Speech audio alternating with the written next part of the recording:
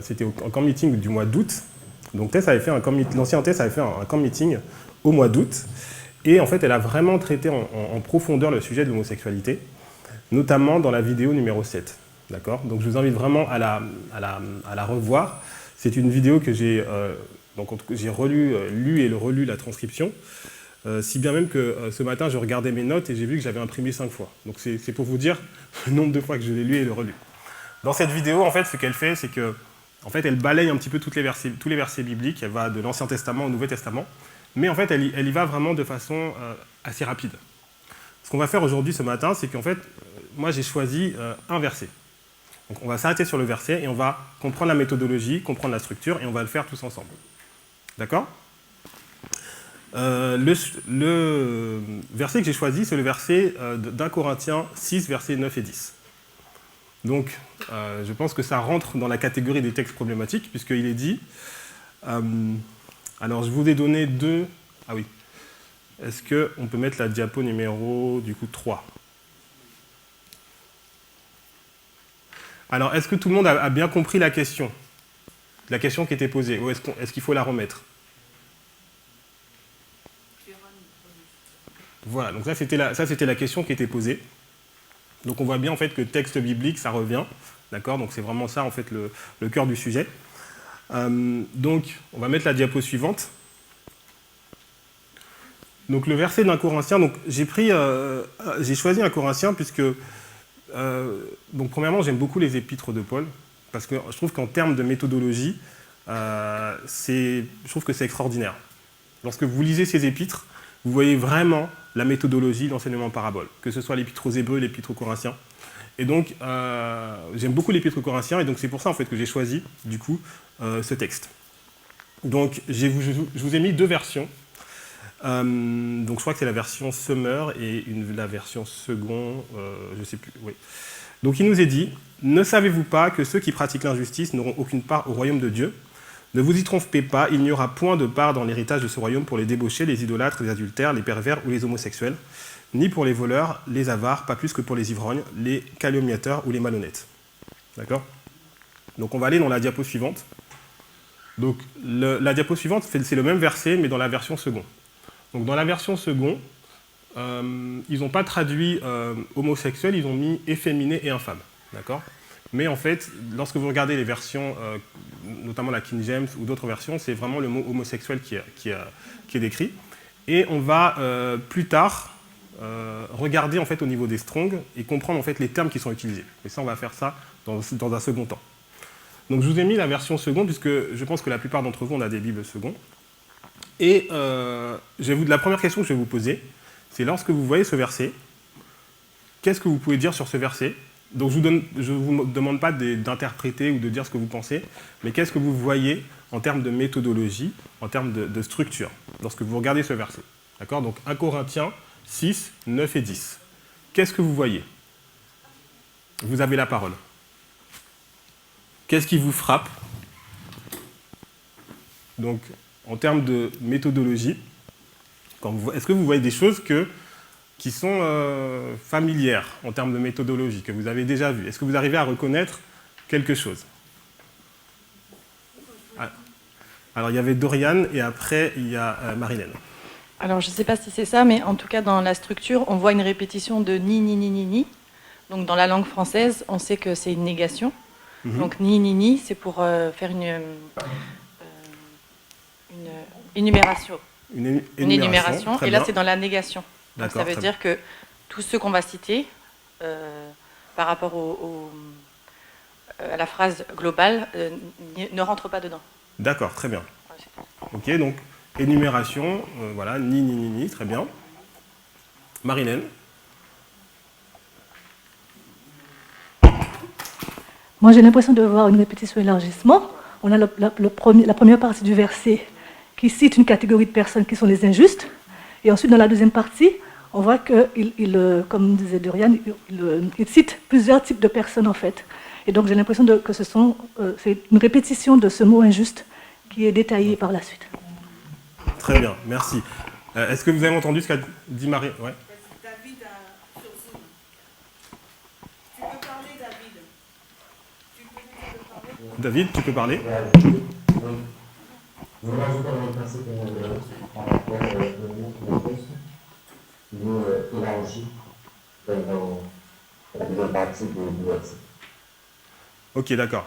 Donc il dit que le mot injuste est élargi dans la deuxième partie du verset. D'accord. Alors est-ce que vous voyez tous ça? Oui. D'accord. Donc ce qu'il y a, c'est qu'on nous dit injuste. D'accord. Et on nous dit injuste. En fait, ils ne vont pas hériter du royaume. D'accord? Et après, on prend donc une liste. Hop. Et on nous dit, ils ne vont pas hériter du royaume. D'accord? Très bien. Donc, quels sont les donc, on voit très bien donc, la structure, donc tout le monde la voit. Qu'est-ce que cela implique? Alors, je ne sais pas si Marilène l'a dit, enfin, il me semble que tu l'as dit. En fait, cela implique que finalement, les injustes, en fait, c'est équivalent à à toute la liste qu'on va voir, en fait. D'accord? Est-ce que c'est clair pour vous ou pas? Si on peut donner un exemple, l'exemple que j'aime bien prendre, en fait, c'est l'exemple qu'on trouve dans l'histoire de Balaam. Donc, c'était Nombre 24, verset 17, où il est dit « Un astre sort de Jacob, un sceptre sort d'Israël ». D'accord? Donc, c'est pareil, une répétition, élargissement. Donc, on a astre, Jacob, et après, on a le sceptre qui s'élève d'Israël. D'accord? Donc on a deux phrases qui sont répétées, répétition, élargissement, et la conclusion qu'on en fait, c'est qu'en fait, l'astre égale le sceptre. Donc les rois mages, lorsqu'ils ont vu l'étoile, ils ont dit, mais en fait l'étoile c'est un roi, c'est pour ça qu'ils ont apporté des cadeaux. D'accord? Donc ils ont vraiment fait ce chemin, enfin, peut-être pas comme ça, mais en fait c'est comme ça que ça fonctionne. D'accord? Donc ça veut dire que la Bible se définit par elle-même. Donc lorsqu'on voit le terme injuste, c'est pas à nous de nous imaginer ce que c'est, mais en fait, avec cette règle de répétition et élargissement, la Bible en fait, va nous définir ce que c'est que être injuste. D'accord? Maintenant, deuxième chose, on va regarder la liste. Donc Dorian nous a parlé de la liste un petit peu. Qu'est-ce que vous pouvez me dire sur la liste en termes de méthodologie? Qu'est-ce que vous voyez? Qu'est-ce qui vous frappe? Donc, il y a des termes qui sont énumérés. Alors, moi, quand je vois une liste comme ça dans la Bible, la première chose que je fais, c'est que je compte. Je ne sais pas si vous faites ça aussi. Hein, Non? Vous comptez pas? Ok. Il y a 10. D'accord. Donc, en fait, c'est comme si on est des chercheurs, donc ça veut dire que vous essayez de creuser, de trouver. Donc s'il y a 10 termes, qu'est-ce que vous avez fait de... On associe au test. C'est pas la réponse que je cherche. Souvent, lorsqu'il y a 10, il y a souvent deux parties. Est-ce qu'il y a deux parties dans la liste? Le chiasme. Est-ce qu'on peut classer, donc les 10 termes qui sont là, est-ce qu'on pourrait les classer en fait? Alors c'est pas exactement par paire, non, pas par paire. Alors, je vais essayer de vous aider. Donc on a une liste qui nous est donnée. On va faire deux groupes. D'accord? Est-ce que vous voyez deux groupes? Oui, parce que idolâtre, adultère féminin et infâme, et ensuite voleur, cupide, ivrogne, outrageux. Est-ce que vous avez entendu ce que dit Marilène? Donc, Effectivement, je vois deux groupes, les impudiques, les idolâtres, les adultères, les inféminés et les infâmes, sont le premier groupe, et ensuite on passe à une deuxième catégorie qui se ressemble un peu plus, les voleurs, les cupides, les ivrognes, les outrageux et les ravisseurs. Super. Est-ce que tout le monde voit ça? Donc, on voit qu'en fait, la liste, elle est divisée en deux.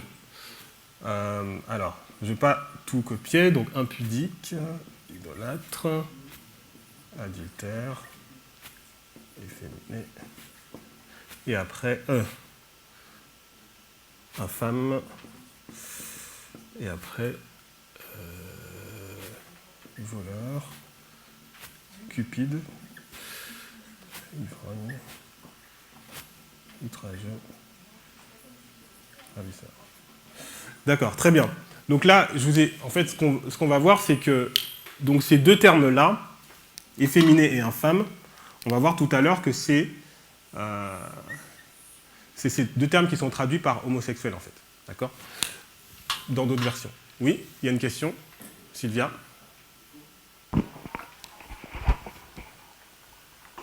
Non, parce que Marie-Hélène a dit qu'il y avait deux groupes, mais j'aimerais savoir sur quelle base ils sont regroupés. Qu'est-ce qui les rassemble, en fait, ces deux groupes ? C'était la question suivante. Merci. Sur quelle base ils sont regroupés ? Qu'est-ce qui les rassemble ? Très bonne question. Est-ce que c'est la définition? Parce que moi, je ne les aurais pas regroupés ainsi, mais ma logique est peut-être différente. Donc, est-ce que vous voyez... je vais vous aider, hein, on y va ensemble. Hein. Est-ce que vous voyez quand même sur quelle base... Ah, Natacha.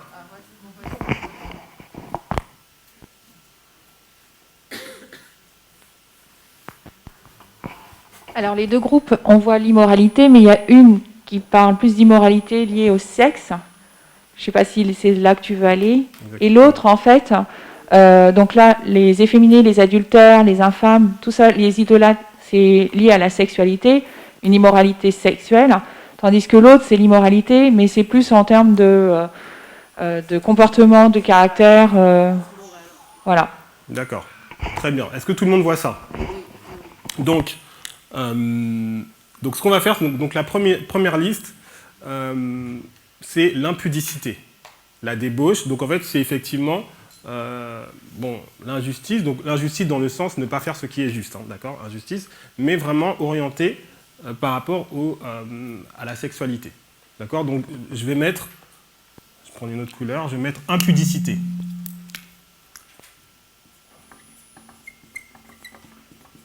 D'accord. Et l'autre liste, alors est-ce qu'on aurait un mot pour... Moi, je mettrais injustice. Est-ce que ça vous va ? C'est pas vraiment ça, mais...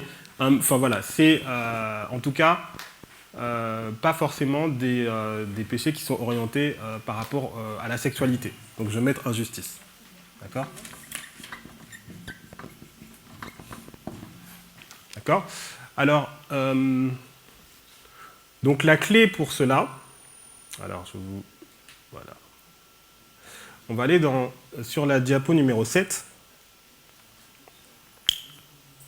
Donc un petit peu plus loin.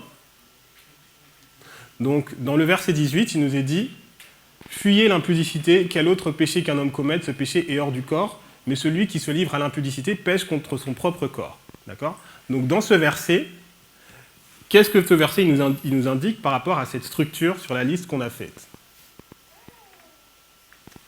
Natacha ? Une relation de péché contre soi-même et une relation de péché dans la relation avec les autres. Je ne sais pas si... Parce que là, voilà. Quand il est dit quelque autre péché qu'un homme commette, ce péché est hors du corps. Donc là, ça va plutôt être lié avec la deuxième catégorie. Mm-hmm. Et celui qui se livre à l'impudicité, donc la première catégorie, il pêche contre son propre corps. D'accord. Très bien. Donc là, effectivement, c'est la clé. Donc en fait, on va utiliser la méthodologie, donc comparer, contraster. Donc en fait, cette liste, elle représente deux types de péchés. Donc il y a les péchés qui sont... Alors, je vais mettre péchés qui sont contre son...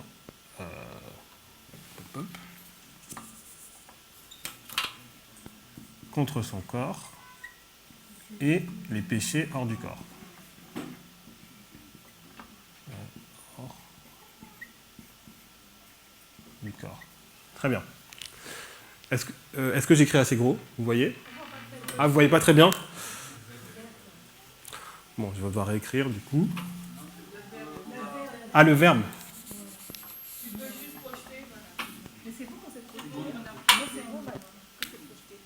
Ah, c'est con. Ok, donc je réécris. En fait, le vert, vous le voyez moins, c'est ça? Ok, je réécris du coup.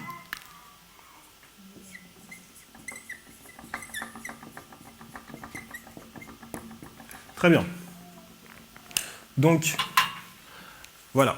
Donc, si on est tous ensemble, donc on a réussi à faire la première étape.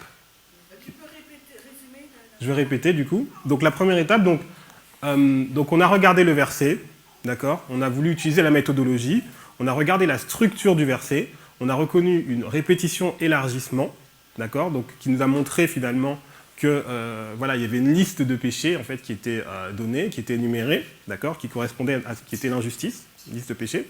Et ensuite, on a regardé donc cette liste et on a vu en fait, on a comparé et contrasté les deux, d'accord. Qu'on a vu qu'il y avait des péchés donc liés à l'impudicité, liés à la sexualité, péchés qui sont contre le corps et des péchés hors du corps, d'accord. Donc là, on a fait la première étape. Par contre, tu n'as pas listé les termes qui étaient...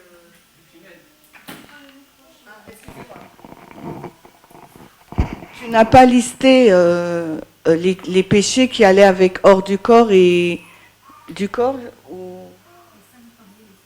Ah, c'est ça? Ok, non, je ne les voyais pas, pardon. Ah oui, voilà, j'ai pas tout écrit, mais voilà, vous comprenez que les 5 premiers péchés concernent l'impudicité et les autres sont les péchés, on va dire, hors du corps. D'accord? Donc là, on a fait la première étape. D'accord? Donc maintenant, on va passer à la deuxième étape. Il y a 3 étapes, hein, d'accord? La deuxième étape, c'est l'étape du contexte. D'accord? Alors, je vais effacer du coup ça.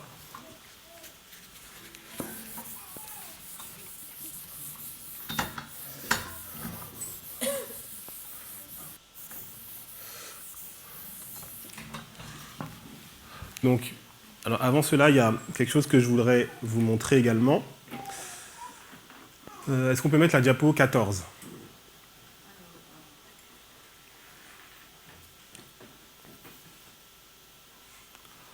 Voilà. Donc le terme en fait qui est traduit par efféminé en fait dans le texte, donc c'est malakos qui est dans la Strong 3120, qui veut dire précieux efféminé.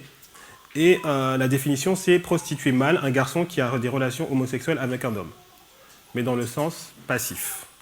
Et le mot qui est traduit par femme, c'est arsénocoïte, qui est un homme qui a des relations homosexuelles avec un autre homme, mais ici actif. D'accord ? On va revenir sur ça. D'accord ? Mais pour le moment, c'est pas. Donc pour le moment, on va s'intéresser au contexte. Très bien. Ce que j'aimerais qu'on voit ensemble, c'est qu'on a ce verset, donc on va le remettre. C'est la diapo. La diapo 4. On va remettre le verset. Hop.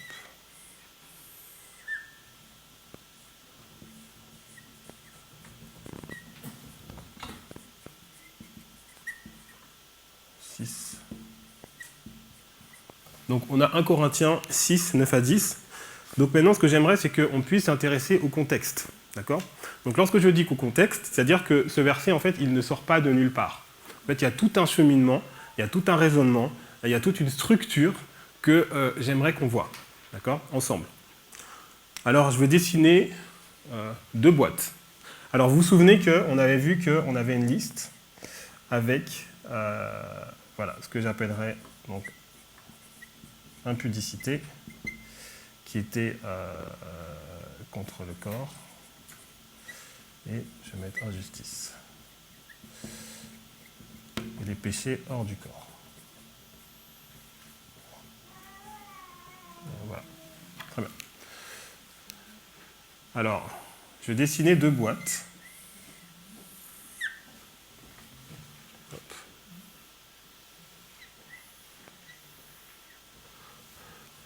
Et là, je regarde vos têtes et vous êtes en train de vous demander qu'est-ce que je suis en train de faire, c'est ça? Non? Alors, si vous avez tous vos Bibles, donc le verset donc 1 Corinthiens en fait 6 versets 9 et 10, donc le verset qu'on a regardé, en fait, il est dans un contexte plus large, d'accord? Et en fait, ce qu'on va essayer de comprendre, c'est que donc Paul, en fait, lorsqu'il écrit à l'église de Corinthe, donc il a établi, donc il a créé cette église, et en fait, il écrit en fait à cette église pour pouvoir des fois lui donner des encouragements, des fois lui donner des réprimandes, d'accord? Et en fait, pour des fois pointer en fait ce qui ne va pas, d'accord? Et en fait, on va se rendre compte que Paul, dans sa lettre, il a identifié des choses qui ne vont pas en fait dans cette église, d'accord? Donc, on va prendre, première chose, donc le verset 1 Corinthiens, donc au chapitre 5, et le verset 1. Donc, est-ce que quelqu'un peut le lire?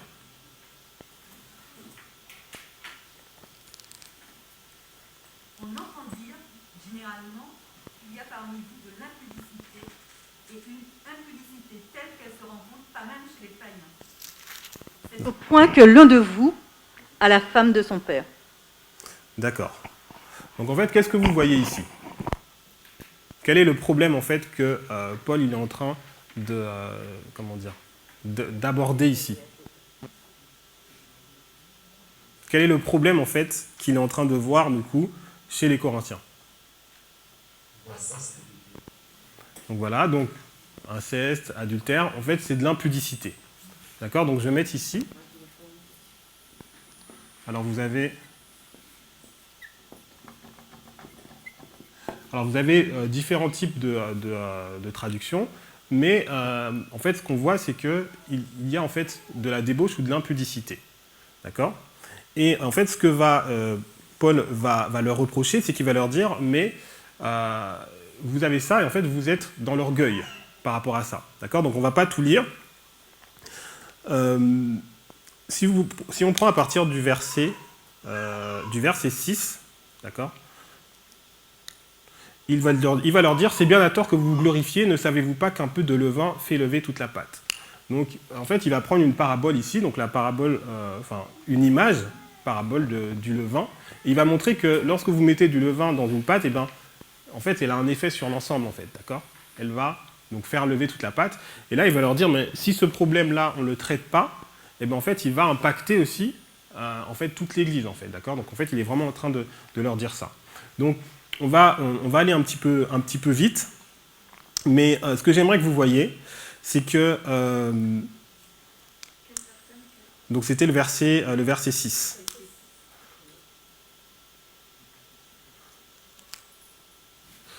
Alors, hop.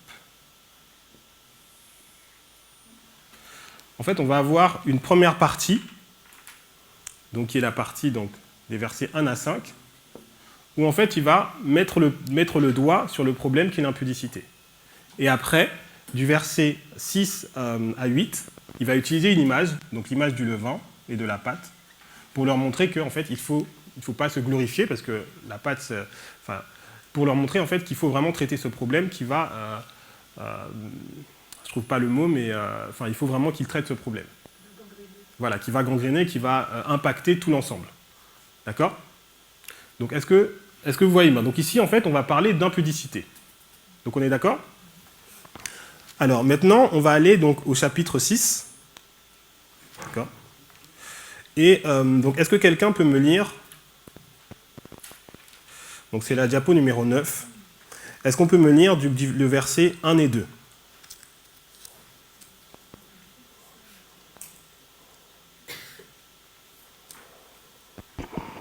Quelqu'un de vous, lorsqu'il a un différend avec un autre, ose-t-il plaider devant les injustes et non devant les saints? Ne savez-vous pas que les saints jugeront le monde?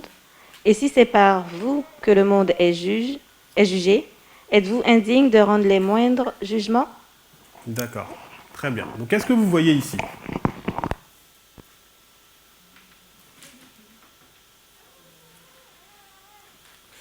Alors peut-être que vous ne voyez pas. On va lire le verset 7 et 8. D'accord? Donc on va lire, donc c'est la diapo numéro 10. Voilà. Est-ce que quelqu'un peut le lire?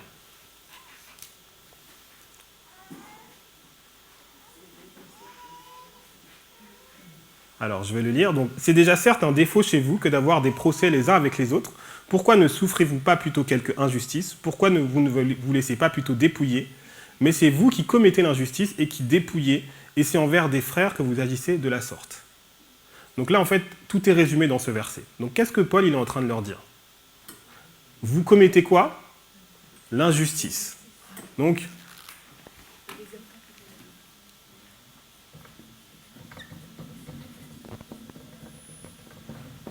Alors, est-ce que vous commencez à voir un petit peu la structure? Est-ce que vous commencez à voir, en fait, dans quel cadre arrive le verset qu'on a regardé, donc le verset 9 et 10. D'accord? Donc on a vu que le verset 9 et 10, comme on l'a vu, donc dans cette liste, on avait l'impudicité et l'injustice. D'accord? Mais lorsqu'on regarde l'ensemble, eh bien, on se rend compte qu'en fait, Paul, c'est ces deux problèmes qu'il est en train de traiter en fait, avec les Corinthiens. D'accord? Donc l'impudicité et l'injustice. Et le reproche qu'il leur fait, donc dans les premiers versets, alors, hop.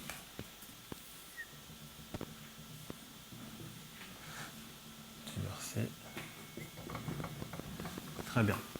Dans les premiers versets, donc si on peut revenir sur la diapo suivante,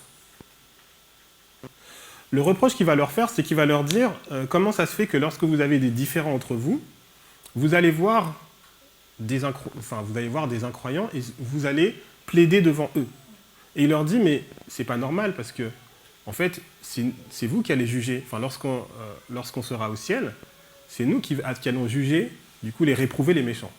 Donc, comment ça se fait que vous serez en position de juger les méchants, mais actuellement, vous êtes incapable d'avoir un propre jugement. Vous êtes incapable de... donc, ce qu'il dit, et si c'est par vous que le monde est jugé, êtes-vous indigne de rendre les moindres jugements? Donc, dans un premier temps, il leur fait une réflexion par rapport à ça. Vous allez juger les anges, vous allez juger les réprouvés, mais là, c'est anormal que vous ne soyez pas capable de rendre le moindre jugement. Et dans un deuxième temps, donc diapo suivante, il leur dit, mais en fait, déjà, c'est un défaut que vous ayez des disputes, ça ne devrait pas se faire. Mais en plus, c'est vous qui commettez l'injustice. Donc, premièrement, vous êtes incapable d'émettre un jugement, mais deuxièmement, en fait, vous commettez l'injustice, et c'est vous qui dépouillez. D'accord? Et du coup, on comprend maintenant pourquoi, donc diapo suivante, pourquoi le verset donc, arrive, et il dit, c'est vous qui commettez l'injustice, c'est vous avez commis aussi l'impudicité, d'accord? Donc dans les deux parties, et maintenant, il va leur dire, mais est-ce que vous ne savez pas que les injustes, ils ne pourront pas hériter du royaume des cieux? Que les impudiques ne pourront pas hériter du royaume des cieux. D'accord? Donc, est-ce que vous voyez, est-ce qu'on est ensemble? Est-ce que vous voyez vraiment, comment Paul, en fait, il a voulu vraiment amener ce verset, en fait. Donc, ce verset ne sort pas de nulle part. Ce verset, en fait, il est vraiment en relation avec une structure, d'accord? Où Paul, en fait, il va donc traiter des deux problèmes, en fait, des deux péchés, en fait, qui sont dans cette église de Corinthe. Et après, il va leur donner le verset qui dit, voilà, les impudiques, les injustes, n'hériteront pas du royaume des cieux. D'accord? Donc, est-ce qu'on est ensemble jusqu'ici? Est-ce que tu peux résumer? D'accord. Donc, je vais résumer. Donc, première étape, donc, ce qu'on a fait, c'est qu'on est parti. Donc, on est parti d'une question qui nous dit que, comment on va faire sur les textes bibliques problématiques sur l'homosexualité. D'accord? Donc, on a choisi un texte biblique qui se trouve dans 1 Corinthiens 6, versets 9 et 10. On a regardé, premièrement, la structure. Et on a identifié une répétition élargissement. D'accord? On a vu en fait que le mot injustice était répété élargi dans une liste de mots. On a vu que cette liste se composait de 10 mots. Et lorsqu'on a regardé cette liste de façon plus approfondie, on a vu en fait que cette liste concernait donc des péchés liés à la débauche et à l'impudicité, qui étaient les péchés liés au corps, et des péchés plus dans l'injustice dans le comportement, qui étaient des péchés hors du corps. Donc là, on était sur le verset. On a regardé le contexte. Donc on a fait un zoom arrière, et on a regardé ce verset, en fait, dans quel contexte se situe-t-il? Et on est parti au chapitre 5, et on a vu que le premier problème qui était mentionné, c'était un problème d'impudicité. Et Paul traite ce problème en leur disant, en prenant l'image du levain, d'accord, et en leur disant qu'il faut qu'ils fuient l'impudicité. D'accord? Le deuxième aspect, c'est dans le chapitre 6, il leur dit en fait que vous pratiquez l'injustice. Vous avez un premier défaut, c'est que vous avez des procès entre vous, et que vous n'êtes même pas capable de les juger entre vous, mais qu'en plus, c'est vous qui pratiquez l'injustice. Donc il identifie deux choses, l'impudicité et l'injustice. D'accord? Et ensuite, il fait cette déclaration dans le verset qui nous intéresse, et il dit, mais les impudiques et les injustes ne pourront pas hériter du royaume des cieux. D'accord? Et donc dans cette liste que j'ai effacée, c'est dans cette liste qu'on a donc ces deux mots qui sont malakos et arsenokoïte, qui sont traduits par donc, homosexuel, selon les différentes versions. D'accord? Donc là, on est arrivé à la deuxième étape. Est-ce que jusqu'ici, est-ce que c'est clair? Est-ce qu'il y a des questions? Est-ce qu'il y a des observations?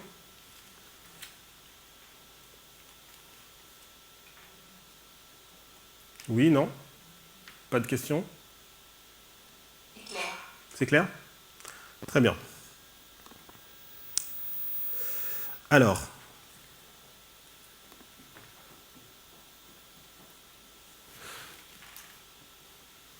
on va, si on peut revenir sur le verset. Donc, le rappel que je voulais vous faire, c'est que donc, le mot efféminé, donc, je vais mettre ici, le mot qui est traduit par efféminé, c'est le mot malakos. Ah, j'écris peut-être trop petit.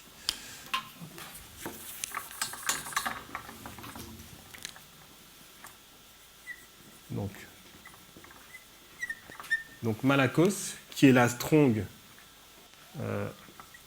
3120, d'accord, et arsenokoïte,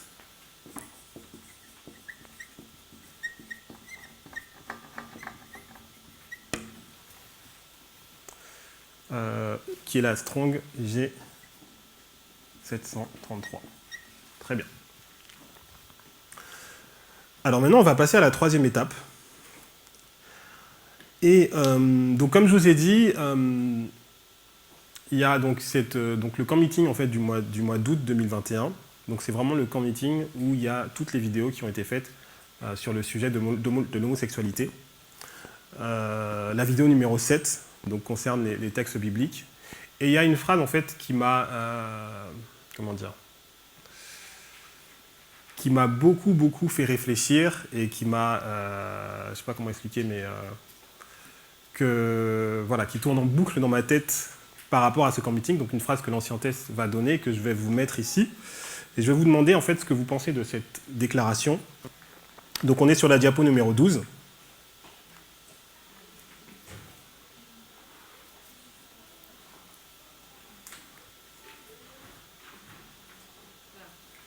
Voilà.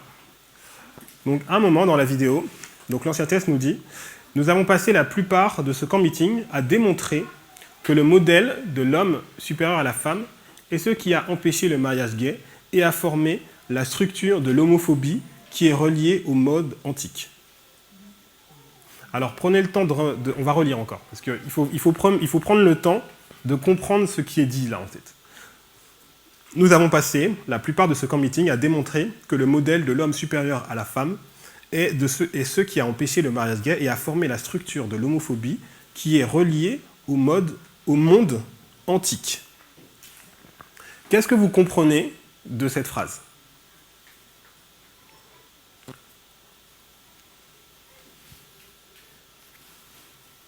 Donc le monde antique, c'est là maintenant on est vraiment dans le contexte, on va dire historique, dans lequel Paul il écrit justement ces versets, d'accord? Qu'est-ce que vous comprenez de ce qui est dit là? Est-ce que lorsque on parle d'homophobie dans le monde antique, comment vous...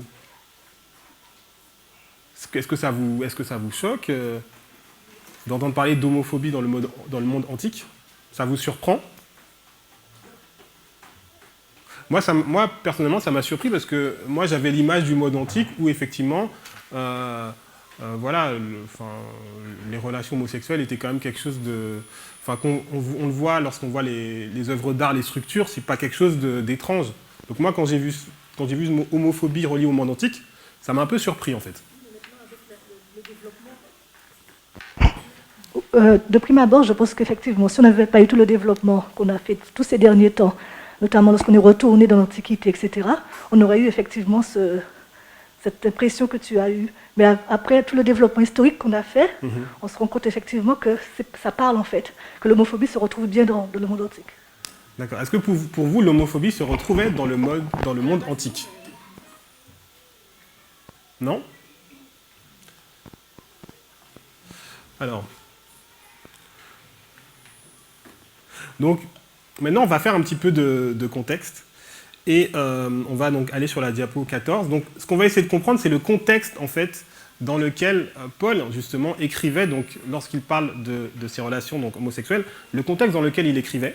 D'accord? Donc, c'est le contexte, en fait, de l'homosexualité telle qu'elle se pratiquait dans la Grèce et dans la Rome. D'accord? Je suis tombé sur... donc là, c'est sur Wikipédia. Donc, je suis tombé sur ça. Et j'avoue que j'étais assez frappé. Il nous est dit... donc, c'est la diapo 14. Alors, je vais effacer du coup. Hop.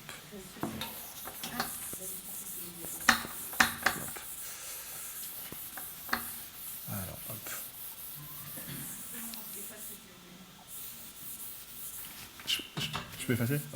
Bon, trop tard.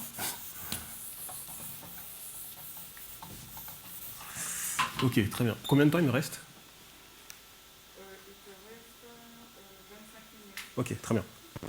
Alors, donc, ça en fait, c'est ce que... non, c'est diapo 14. Pardon, donc c'est 13. Donc, ça, j'ai pris ça sur Wikipédia. En fait, cette phrase m'a frappé. Donc, il nous est dit, donc, selon le psychanalyste Georges Devreux, la société grecque antique, profondément homophobe. Ah bon? Ok. Ne tolérait pas que l'on s'écarte du cycle éromène-éraste. D'accord? Alors, est-ce que pour vous, donc on va essayer justement de comprendre, donc là on essaie de comprendre le contexte, hein, on est dans la troisième étape. Est-ce que lorsqu'on parle de cycle éromène-éraste, est-ce que c'est quelque chose de clair pour vous? Ou est-ce qu'on peut rapidement, en parler? Donc les relations, donc il y avait, alors je me mélange toujours, mais vous me corrigez, donc l'éraste c'est l'enseignant, c'est ça? Donc on a enseignant et étudiant.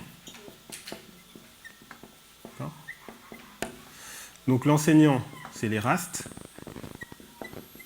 et l'étudiant c'est l'éromène. D'accord? Et donc dans la Grèce antique, en fait, donc l'éromène c'était très souvent un adolescent. D'accord? Et l'éraste, qui était l'enseignant, c'était un homme d'âge mûr. Et donc les relations qui se nouent à cette période, donc, en fait on avait un homme d'âge mûr qui prenait un adolescent sous son aile pour lui apprendre à devenir un bon citoyen, pour lui apprendre les arts, la politique, la science. Mais dans cette relation, en fait, il y avait une relation, une dimension en fait sexuelle. D'accord? Et donc cette dimension sexuelle, donc c'était entre l'éromène et l'éraste. Et il nous est dit, donc, si on reprend donc, ce qui nous est dit ici, c'est que dans la société grecque, en fait, on ne pouvait pas s'écarter en fait, de ce modèle-là. Et ce modèle-là, donc, c'était qu'il y avait une domination entre, donc on a ici donc, l'éraste et éromène. Donc là, on a une relation à dimension sexuelle donc, entre deux hommes, mais dans la société grecque, il était absolument inconcevable de s'écarter de ce modèle-là. D'accord? Et c'est en ce sens-là, en fait, que dans cet article, il nous est dit que en fait, cette société était homophobe. D'accord? Donc maintenant, vous commencez à comprendre que donc, lorsque Paul il est en train de nous parler de Malakos, et d'Arsenokoït, en fait, c'est ça la réalité de la Grèce antique. En fait, c'est ça, en fait. C'est ce type de relation. Est-ce que vous commencez à voir un petit peu? D'accord? On n'a pas de relation, d'homme à homme, basée sur l'amour ou de construction, de foi. En fait, c'est vraiment ce type de relation, en fait, d'accord, qui était exclusive dans la société grecque. Donc ça, là, en fait, on est chez les Grecs. Donc je mets la Grèce.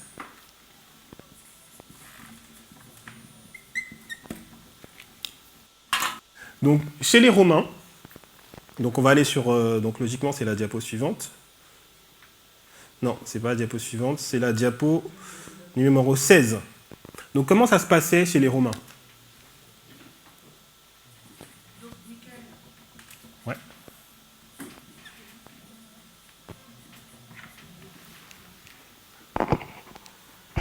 Alors, Paul, il est à Corinthe, donc en Grèce, et il est en train d'aborder un sujet d'injustice et d'impudicité qui se trouve au sein des chrétiens de Corinthe. Et en fin de compte, la traduction pour parler de efféminé ou homosexualité a employé, du moins pour parler de la relation éromène et éraste, les traducteurs ont utilisé comme mot efféminé et homosexuel. Voilà.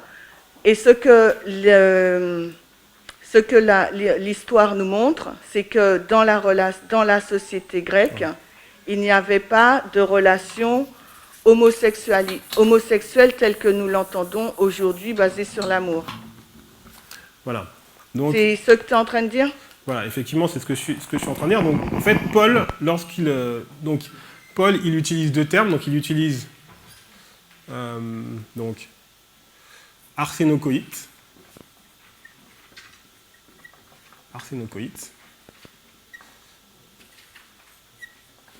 Qui est en fait celui qui est actif, excusez-moi, et efféminé qui est malakos.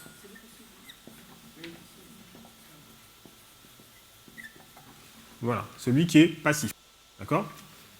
Donc c'est les deux termes qu'il a utilisés dans la liste qu'on a vue en fait. D'accord? Donc lorsqu'il parle d'impudicité.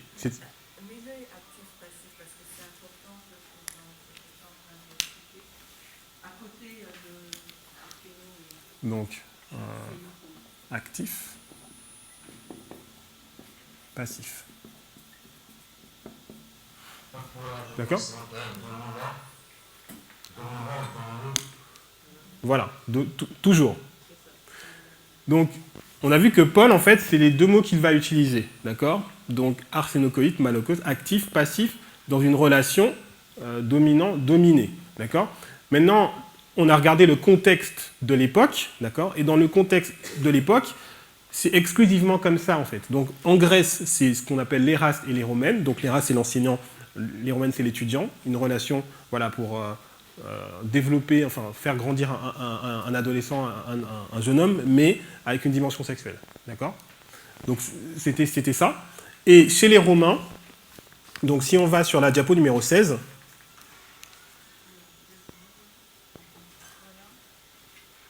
voilà, les relations, donc tout ça c'est sur Wikipédia, donc vous pouvez y accéder très facilement. Les relations homosexuelles modérées avec des prostituées mâles ou des esclaves n'étaient pas vues comme impropres ou viciant la masculinité si le citoyen mâle avait le rôle actif et non réceptif. Ainsi, un esclave doit se soumettre au désir de son maître. Chez les Romains, c'est une autre dimension, c'est une dimension maître-esclave.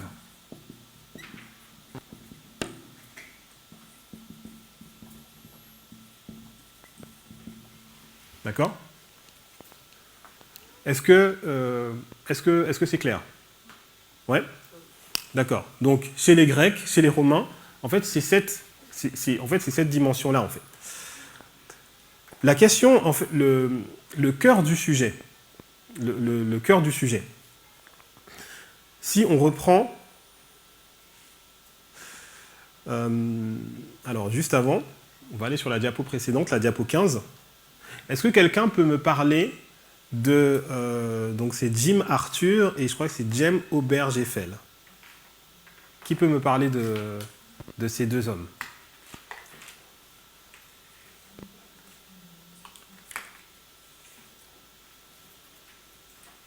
Est-ce que vous avez entendu parler de ces deux hommes? Non? Sur le Zoom. Alors, il y a bien quand même quelqu'un qui a entendu parler de Jim Arthur et, aux États-Unis.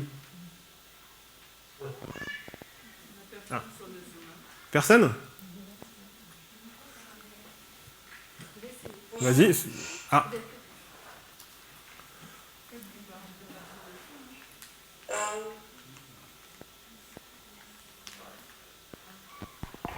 Je vais essayer. Alors, Jim Arthur et Obergefell, c'est le premier couple qui se sont mariés, le premier couple homosexuel, qui ont pu se marier en 2013. Avant, les mariages homosexuels étaient interdits dans les États, les différents États américains, donc ne reconnaissaient pas ce mariage. Et il y avait une loi qui s'appelait la loi DOMA, qui ne reconnaissait pas le mariage homosexuel des personnes homosexuelles lorsqu'ils allaient se marier dans un autre État. Je crois que c'est la section 3 de la loi DOMA qui a été annulée par la Cour suprême, ce qui a permis à Jim Arthur et Obergefell de sortir de leur État pour aller se marier dans un autre État. L'un d'entre eux, je crois que c'est Jim Arthur, était malade, donc ils ont affrété un avion médical pour permettre que ce mariage soit fait, et donc se sont déplacés en avion médical pour pouvoir aller dans cet État-là pour se marier. Et donc, ils ont été mariés et ils sont retournés dans leur État. Sauf que, dans leur État, ils ont pensé à la question de la mort, puisque Arthur était malade, et qu'on se demandait quel nom allait pouvoir être mis sur le certificat de décès. Et je crois qu'ils voulaient porter le nom de Obergefell. C'est ça. Je crois, hein, c'est ça. C'est ça. Et donc, du coup, ça a posé problème. Et donc, ça a dû remonter à la Cour suprême, de façon à ce que, même mariés dans un autre État, eh bien, les couples homosexuels puissent avoir tous les droits et même porter le nom sur leur certificat de décès de leur conjoint, et puis avoir aussi part à l'héritage, tout ce qui concernait l'héritage du couple, etc. Voilà. Je pense que c'est à peu près ça. Je ne sais pas si j'ai raté quelque chose. C'est très bien. C'est John, ok, d'accord. Bon, je me suis trompé. Donc c'est John Arthur et Jim Obergefell. Donc, ce que vous devez retenir, c'est que c'est le premier, c'est suite à ce couple-là, en fait, que le mariage homosexuel a été reconnu aux États-Unis. Ah, Isaline? C'est bon? Donc, Marilyn a très, très bien expliqué. Donc, forcément, par rapport le sujet du mariage, c'est qu'il y a un sujet de droit aussi. Parce que vous avez vécu, par exemple, deux hommes qui ont vécu ensemble pendant 20 ans, il y en a un qui meurt, et bien l'autre ne peut pas bénéficier du même régime fiscal parce que le mariage n'est pas reconnu. Donc, en fait, il doit se retrouver, par exemple, à rembourser des dettes. Voilà, il y avait une sorte d'injustice, tout ça parce que, au sens de la loi, il n'était pas marié, donc il ne pouvait pas avoir des droits, en fait. D'accord ? Et donc, il y a une bataille, en fait, juridique. Et en fait, suite à cela, le mariage homosexuel a été reconnu, en fait, dans tous les États des États-Unis. Voilà, donc, en fait, donc, j'aurais pu prendre d'autres couples, mais j'ai pris, en fait, ce couple-là, parce qu'en fait, ce que j'aimerais qu'on voit, c'est que, donc j'ai mis, voilà. Donc c'est quoi, c'est John, c'est non, c'est John Arthur. Et Jim. Ah, ok. Voilà. Hop. Donc, en fait, ce que j'aimerais qu'on voit, je ne sais pas si vous voyez, c'est que c'est quand même pas la même chose. C'est pas la même, on est d'accord, d'accord. C'est pas la même chose. Donc là, on est vraiment dans une relation. On est dans une société qui est homophobe, donc qui ne tolère pas ça, qui est homophobe, mais qui accepte en fait justement les relations donc, entre hommes, mais basées sur ce principe.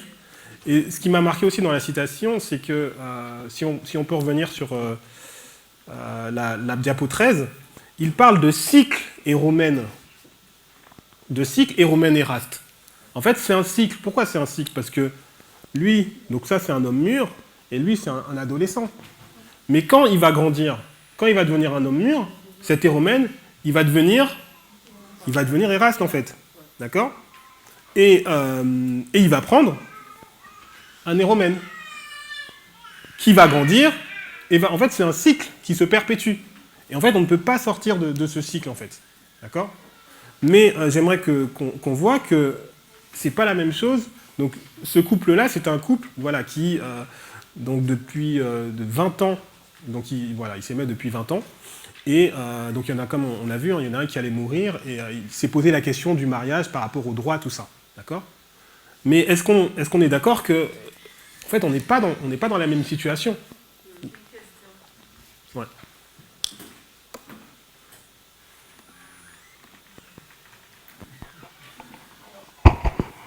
Je comprends tout à fait ce que tu dis, mais la question qu'on pourrait se poser par la suite, je n'attends pas forcément à ce que tu répondes, c'est juste une réflexion. Est-ce que, même si Paul ne parle pas de ce modèle-là, est-ce que l'autre modèle est acceptable puisque ça reste toujours des relations entre deux hommes? Ouais. Donc c'est la question qu'on pourrait se poser. C'est vraiment, pour moi, c'est la question clé, en fait. C'est vraiment ça la question. C'est-à-dire que, est-ce qu'on va considérer que, finalement, de façon très basique, ça, ce qu'on a ici, c'est pas la même chose que ça. Ou alors on va se dire, en réalité, si, parce que c'est quand même de relation avec deux hommes. Donc du coup, et en réalité, la façon dont vous allez vous positionner sur le sujet, c'est ça en fait. C'est-à-dire que vous allez lire ce verset en disant, il dit, voilà, les homosexuels n'entrent pas dans le royaume des cieux, homosexualité, relation entre deux hommes, donc là, relation entre deux hommes, donc c'est pareil, donc eux, ils ne peuvent pas entrer dans le royaume des cieux. Ou alors vous allez vous dire, regardant le contexte, c'est pas la même chose, et surtout, donc j'aimerais qu'on remette la citation, parce que maintenant on va peut-être mieux comprendre la citation, ce que l'Ancien Testament a dit, du coup, donc, dans ce camp meeting, dans le chapitre 12, super, la diapo 12. Elle dit, nous avons passé la plupart de ce camp meeting à démontrer que le modèle de l'homme supérieur à la femme. Donc ce qu'il ne faut pas oublier, je vais le mettre comme ça, c'est que, en réalité, on n'est pas dans le même modèle. Donc Paul, lorsqu'il parle, il est dans un modèle où, en fait, donc c'est le modèle patriarcal où l'homme, en fait, voilà, je vais le faire comme ça, j'espère que vous comprenez, l'homme est supérieur à la femme, d'accord ? Et en fait, ce modèle, le fait d'être dans ce modèle, finalement, empêchait ça. Est-ce que vous voyez ou pas? Non. Je répète. Donc, on a deux modèles. Donc, Paul, il est dans ce modèle de l'homme supérieur à la femme, mais on sait que c'est pas le modèle d'aujourd'hui, et c'est même pas le modèle initial. C'est un modèle provisoire. Est-ce qu'on est d'accord? Non, je ne comprends pas quand tu dis provisoire. Parce que c'était pas un modèle qui était... Enfin, le modèle homme supérieur à la femme, c'était pas un modèle qui était destiné à perdurer. Puisque, de toute façon, même au ciel, il n'y aurait pas eu d'homme supérieur à la femme. Donc, c'est un modèle qui était quand même borné. D'accord? Et ce n'était pas le modèle du début.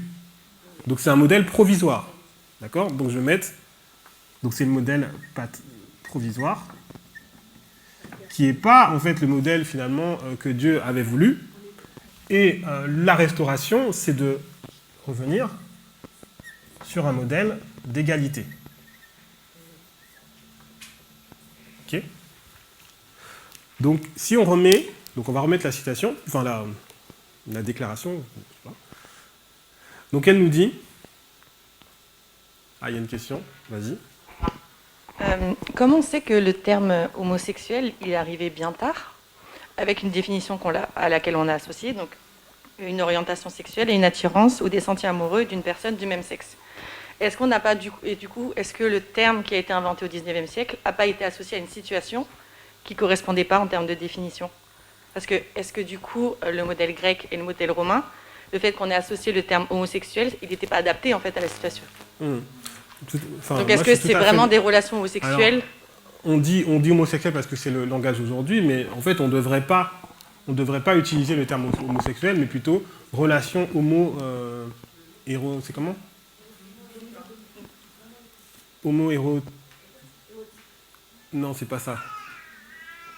C'est... je sais plus c'est comment on dit. Il y a un mot, homo, quelque chose pour dire... Non, c'est pas homo-érotique, je ne crois pas. Alors, si vous, dans le Zoom, vous avez le terme exact, je ne sais plus, mais c'est... Oui. Je voulais dire que ça ressemble plus à un modèle pédérastie, c'est plutôt parce que c'est dominer un dominant, dominant, donc c'est plutôt le modèle de la pédérastie, je pense. Oui, mais il y avait un terme que je cherchais, mais qui va peut-être me revenir, mais effectivement, on peut défendre que le terme homosexualité n'est pas... Enfin, c'est pas l'homosexualité telle qu'on l'entend aujourd'hui. J'espère que vous le voyez, d'accord? Et donc par rapport à ce que Tess a dit, l'ancien Tess a dit donc, au mois d'août, elle dit que finalement, donc, on est dans un modèle, d'accord? Ce modèle, il est provisoire. C'était pas le modèle initial, et c'est pas le modèle avec lequel on va terminer. Parce que le modèle final, et initial aussi, c'est le modèle de l'égalité. Et dans ce modèle-là, en fait, Paul, lorsqu'il parle, il est dans un modèle différent de le modèle dans lequel nous croyons être aujourd'hui. D'accord?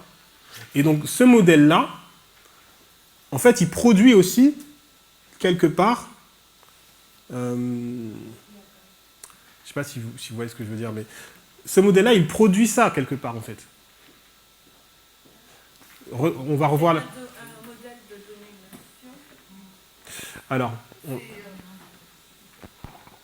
En fin de compte, le système de patriarcat, il y a vraiment un concept de domination qu'on retrouve, pas qu'on peut, mais qu'on retrouve dans le modèle héromène et Erasme, ou bien de maître-esclave. Tout à fait. Est-ce qu'on peut remettre la citation, du coup? Voilà, ça. D'accord? Donc, il faut bien qu'on comprenne... j'ai passé... moi, ça fait des mois que j'essaye de comprendre cette phrase, du coup. Donc, je ne m'attends pas à ce que tout de suite, ça vienne... Mais moi, ça fait des mois que ça tourne dans ma tête, cette phrase. D'accord? Mais, donc, qu'on essaye de bien comprendre. Donc, le modèle de l'homme supérieur à la femme, donc c'est le modèle, ici, là, dans lequel Paul, il écrit. D'accord? A empêché le mariage gay. Donc, il a empêché, finalement... Il a empêché ça, en fait. D'accord? On est d'accord? Il a formé la structure de l'homophobie. Donc, c'est quoi l'homophobie, en fait? Donc, l'homophobie qui est reliée au monde antique. Donc, l'homophobie, c'est que, en fait, dans le monde antique, on est dans un modèle comme ça, mais du coup, on n'accepte pas ça, finalement, parce que, en fait, c'est ça le modèle prédominant, mais qui est lié au modèle supérieur de l'homme supérieur à la femme. D'accord? Donc, j'espère que vous voyez bien le cheminement qui est qu'on est dans ce modèle-là, qui provoque, du coup, une construction comme ça, mais qui provoque de l'homophobie, qui est le rejet de ça, en fait. D'accord?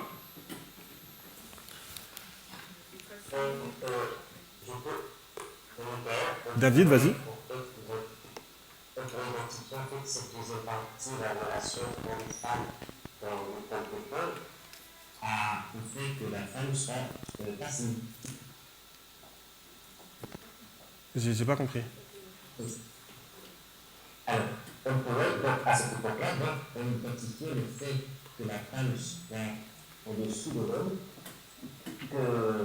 que sa relation en fait avec l'homme, elle était dans la passivité, comme dans... Oui, oui, tout à fait. Et c'est pour ça que ça a modelé le fait que même quand on est dans une relation avec deux hommes, on reproduit ce qui se passait dans une relation avec les femmes.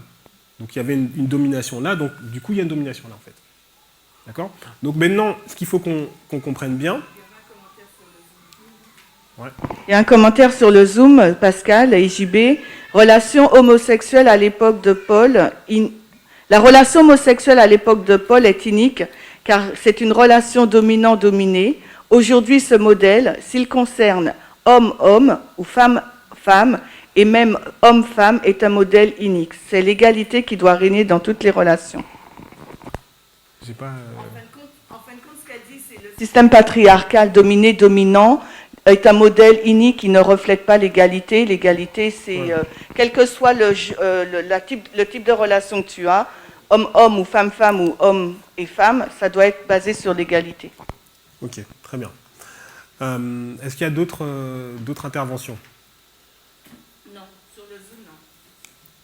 D'accord. Donc on va conclure. D'accord. Donc si on peut faire un petit résumé. Voilà, donc on a une question par rapport donc, au texte biblique problématique. Et donc ce qu'on a essayé de faire, c'est d'utiliser la méthodologie. Donc comprendre premièrement la structure du verset. D'accord. Donc on a vu impudicité, injustice. On a vu la structure du texte également. D'accord. On a vu en fait qu'est-ce que Paul en fait essayait de dire donc, aux Corinthiens et du coup qu'est-ce qu'il essaye de nous dire. Et ce qu'on a vu en troisième partie, c'est que lorsque Paul il écrit, il est en fait dans un contexte en fait. Il est dans un modèle défini, et ce modèle, il entraîne, il a des conséquences en fait. D'accord ? Et aujourd'hui, donc ce qu'on doit comprendre, c'est que finalement, en fait, nous sommes dans un modèle différent. Et étant dans un modèle différent, on ne peut plus, comment dire, on peut plus appliquer le verset aveuglément sans comprendre finalement le contexte qui était, le contexte qui découlait. D'accord ? Donc, lorsqu'on parle de méthodologie, de contexte, c'est pas un échappatoire. C'est pas, bon, voilà, on n'a pas d'argument et donc, du coup, on se cache, on se retranche derrière méthodologie, contexte. Là, j'espère que vous avez bien vu qu'on a vraiment utilisé la méthodologie, qu'on a vraiment compris ce que le verset voulait nous dire et qu'on a vraiment compris, en fait, quel était le contexte de l'époque. Et lorsqu'on prend le contexte de l'époque, et qu'on comprend aujourd'hui qu'aujourd'hui on est dans un modèle différent, et bien on ne peut plus appliquer ce qui était dans le contexte de l'époque et le coller, le calquer sur en fait ce qui se passe aujourd'hui. Voilà. Donc voilà. Donc en tout cas c'était voilà, c'était en tout cas un verset qu'on a. Enfin j'espère du coup que ça a été suffisamment clair. C'est encore des choses qu'on doit, pour moi, vraiment approfondir. Donc je vous encourage à approfondir ce sujet. Je vous encourage vraiment à retourner sur les transcriptions du camp meeting du mois d'août, d'accord ? Parce que c'est quelque chose qu'il faut lire, je pense, bien une dizaine de fois, au moins pour vraiment comprendre. Et c'est un sujet pour moi qu'on doit encore, qu'on doit encore creuser et qu'on doit encore continuer à approfondir. D'accord ? Mais pas à pas. J'espère que vous voyez quand même que les choses sont plus claires. Enfin, j'espère en tout cas que pour vous, les choses sont plus claires. Voilà. On va du coup terminer. Donc je vais vous proposer de prier pour terminer.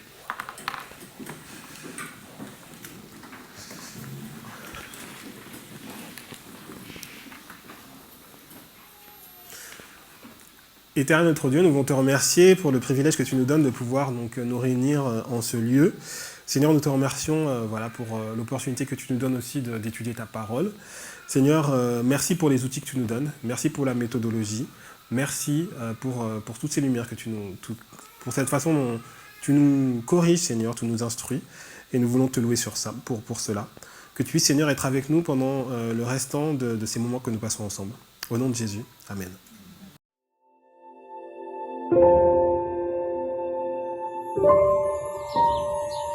Thank you.